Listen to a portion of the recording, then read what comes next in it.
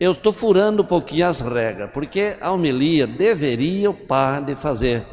Mas de vez em quando é bom a gente fugir das regras. Eu pedi que um leigo, para vocês terem também a visão da homilia de um leigo, e ele é preparado para isso. Renato, se apresente e boa sorte.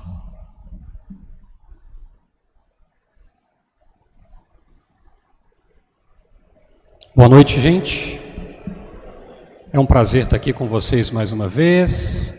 Venho aqui desde 2017, ajudando a Diocese de Juína em alguns trabalhos de mapeamento. Estive aqui também na Missão de Paz, na Caminhada da Paz. Então é uma alegria voltar aqui mais uma vez. Bom, a liturgia de hoje ela é muito interessante. Eu gostaria de começar pela primeira leitura. Na primeira leitura tem um texto que vai falar do resto de Javé. Guarda esse termo, o resto de Israel, né? O resto de Israel era o povo sofrido. A leitura vai falar de cegos, ela vai falar de aleijados, ela vai falar de pessoas que sofrem, né? E eu gostaria de já nessa leitura fazer uma ligação com a pandemia. Porque a pandemia, pelo menos na região que eu trabalho, eu vi muitas pessoas que se encaixaram com o resto de Javé. Sabe? A gente trabalha no Sudeste, em favelas. Eu e minha esposa Inês, que está aqui comigo, e a gente trabalha no Sudeste com pessoas muito pobres mesmo. Só para vocês terem uma ideia, durante a pandemia a gente acompanhou pessoas que comiam de 3 em 3 dias, de 2 em 2 dias. Isso é comum lá. Pessoas que diziam, olha, o pai e a mãe, um dia come o pai e os filhos, outro dia come a mãe e os filhos. Por quê? Porque eles ficaram sem emprego, isolamento social. Então, o resto de Javé quer lembrar para nós todos aqueles que sofreram, que vivem sofrendo. Na verdade, eu não posso deixar de dizer aqui que quem vive na pobreza já vive numa pandemia. Esse ano fazem 32 anos que eu faço trabalho com pobreza. É meu trabalho de pesquisa, é meu trabalho de vida, estar com os pobres. E o que eu vejo? Para eles, existe uma pandemia permanente, porque eles vivem com o risco da morte, eles vivem com o risco do desemprego, eles vivem com o risco da fome, eles vivem sem saber o que vai ser do amanhã. Tudo aquilo que alguns experimentaram agora na pandemia. Então a primeira leitura fala daqueles que sofrem, daqueles que vivem um sofrimento muito grande pela pandemia. Aí vem a segunda leitura.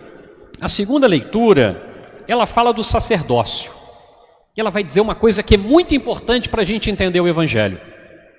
Porque ela vai dizer que todo sacerdote é tirado dos homens para servir os homens. E ela vai falar que o sacerdote tem que ter compaixão. Olha a palavra. Compaixão dos que sofrem. É isso que o sacerdote tem que ter. Graças a Deus vocês têm aqui hoje 3 sacerdotes na paróquia que lutam por vocês, que caminham com vocês. Padre Mário está aqui há tantos anos, né? São sacerdotes que estão aqui sendo instrumento de Deus para todos nós. A gente precisa valorizar mais os sacerdotes. Bom, aí eu chego no Evangelho. E no Evangelho é que eu quero ficar mais tempo. Porque, vamos ver se vocês prestaram atenção. O Evangelho apresenta um homem que era aleijado, não era isso? Coxo. Não? Mudo. O que ele era? Ele era cego. O Evangelho apresenta 3 pessoas diferentes. Primeiro um cego. Depois ele apresenta a multidão. E depois ele apresenta Jesus. São 3 situações diferentes que eu gostaria de refletir. A primeira situação, o cego, faz a ligação com a primeira leitura. Porque a primeira leitura falava do resto de Javé, daqueles que sofrem. Fala do cego. Então a primeira leitura vem nos lembrar o sofrimento de quem é cego. O sofrimento de quem... o Evangelho ainda fala que ele era cego e mendigo. Ou seja, cego e ficava pedindo esmola na rua. Ora, mas esse cego era especial. Por que o cego era especial? Primeiro porque quando ele ouve, a leitura, o Evangelho fala isso, quando ele ouve que Jesus estava passando, o que ele faz? Ele grita para Jesus. Interessante isso. Será que nós somos igual a esse cego? Será que nós, quando sabemos que Jesus está passando na nossa vida, a gente grita para ele? Será? Será que nessa pandemia, cada um que viveu o seu sofrimento, os seus desafios, o medo do amanhã, o medo de ficar doente, alguém na família que pegou o Covid, será que você fez igual a esse cego? Você gritou para Jesus? Jesus, lembra de mim? Jesus, me ajude. Será que nós fizemos isso? Ou não? Porque infelizmente, não sei aqui, mas na minha região, parece que alguns que já estavam mais ou menos na fé, na pandemia, desapareceram.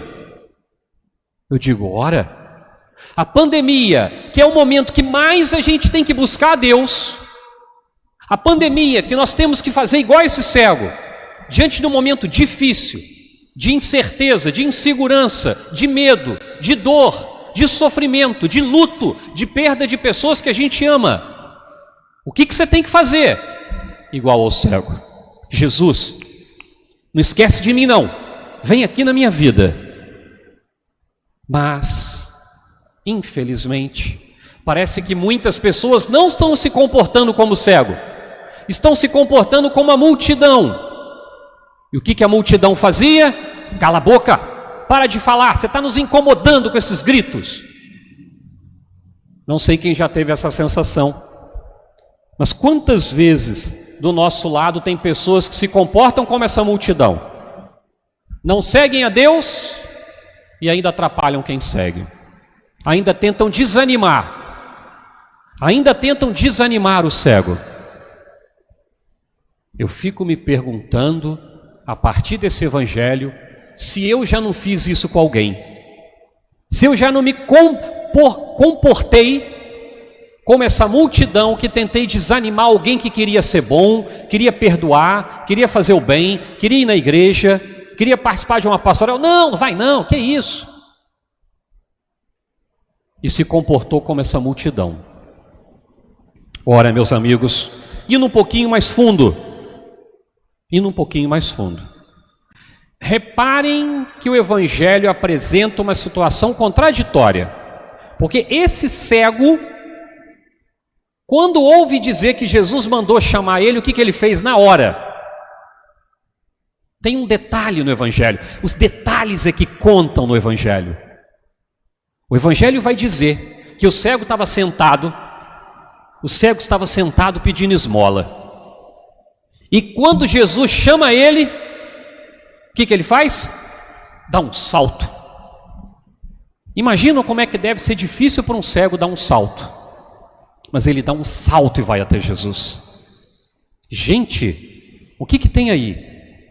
Esse cego não era cego. Entendem a mensagem? Ele podia até não enxergar desse olho, mas ele enxergava com a alma. Ele tinha garra, ele não desistiu, ele não desanimou, ele não ficou lamentando. Ele fez a parte dele. Quando Jesus chamou, ele deu um pulo. E aquelas pessoas que enxergavam se comportaram como cegas. Entendem a mensagem? Tem muito cego que enxerga muito mais do que muita gente que tem a visão. E nessa pandemia a gente viu isso. Quantas pessoas não acreditando na doença, não acreditando na máscara, não acreditando no álcool, não acreditando na vacina. Pessoas que enxergavam e se comportaram como cegos. Infelizmente. Muitas vezes, quem enxerga é mais cego do que o cego. E sabe qual é a prova disso? Para terminar, que eu não gosto de falar muito. Mas quando Jesus cura o cego, e eu acho interessantíssimo, porque Jesus de vez em quando fazia umas coisas engraçadas, né? Jesus chega para o cego e pergunta, o que você quer? Você diz, mas Jesus que sabia tudo, até eu que não sei tudo já sabia o que o cego queria. Você pensa assim, para que Jesus foi perguntar para o cego o que o cego queria, se estava na cara? E o cego fala, eu quero ver, claro. Mas aqui tem uma mensagem linda, linda. Eu quando estudei uma matéria, certa vez fui fazer um curso de psicologia, estudei uma matéria chamada Relação de Ajuda. E na relação de ajuda eu entendi esse texto, porque ela vai dizer o seguinte: você nunca pode dizer para o outro o que o outro precisa, ele é que tem que dizer. Jesus mostra um respeito profundo pelo cego, porque Jesus aguardou o cego dizer o que ele queria para Jesus ajudar. E quantas vezes a gente fica tentando dizer para o outro o que ele tem que querer, marido para mulher, mulher para marido, pai para o filho, filho para o pai. Jesus nos ensina que é preciso deixar o outro dizer aquilo que ele quer, aquilo que ele precisa, mesmo que para mim pareça óbvio, mas o coração dele tem que falar, porque senão Jesus não age. E aí quando o cego fala, eu quero ver, Jesus cura a cegueira do cego, mas a grande prova que esse cego era alguém especial é o último versículo do Evangelho, que diz assim: e então Bartimeu passou a seguir Jesus. Lindo isso. Porque Bartimeu poderia ir embora para casa. Bartimeu poderia ir celebrar com a família. Bartimeu podia ir passear. O que Bartimeu fez? Se tornou discípulo, foi seguir Jesus. Ali ele mostrou que no fundo, Jesus curou só essa cegueira, porque essa aqui, ó, ele nunca foi cego. Bartimeu nunca foi cego do coração. Por isso ele seguiu Jesus. Quantos de nós, muitas vezes, enxergamos aqui, mas ainda somos cegos aqui. E aí uma missa parece difícil, uma pastoral parece difícil, uma missão parece difícil, a missa já voltou faz tempo, mas eu ainda não venho na missa, não participo da pastoral, porque eu continuo cego aqui, ó. Que nessa noite, que nessa Eucaristia, cada um de nós reflita: quem é você nesse Evangelho? Você é o cego Bartimeu ou você é a multidão? Aonde está a sua cegueira? Aonde está a sua visão? E que você possa sair dessa Eucaristia seguindo o exemplo do Bartimeu e seguindo a Jesus. Amém.